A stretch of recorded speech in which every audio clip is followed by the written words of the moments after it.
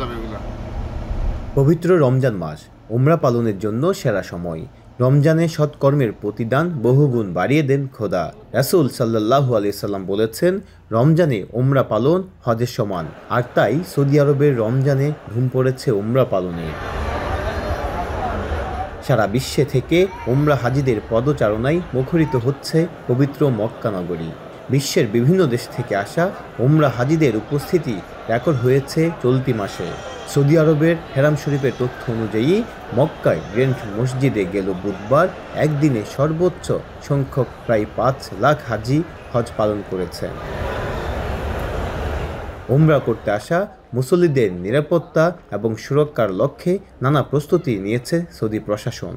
পবিত্র কাবাঘর মসজিদে হারামের চারপাশ রয়েছে কয়েক স্তরের নিরাপত্তায়। হাজিদের সেবায় রয়েছে স্বেচ্ছাসেবক ও মেডিকেল টিম।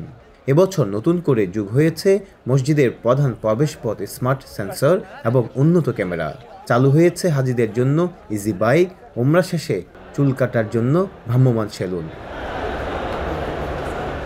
উমরা পালনে আসা অন্যান্য দেশের মুসল্লিদের পাশাপাশি রয়েছে বাংলাদেশ থেকে আগত মুসল্লিরাও। পবিত্র মাসে মক্কা এবং মদিনায় আসতে পেরে আল্লাহর দরবারে শুকরিয়া আদায় করেন তারা। উমরা হজ ব্যবস্থাপনা দেখে সৌদি প্রশাসনের প্রশংসাও করেন তারা।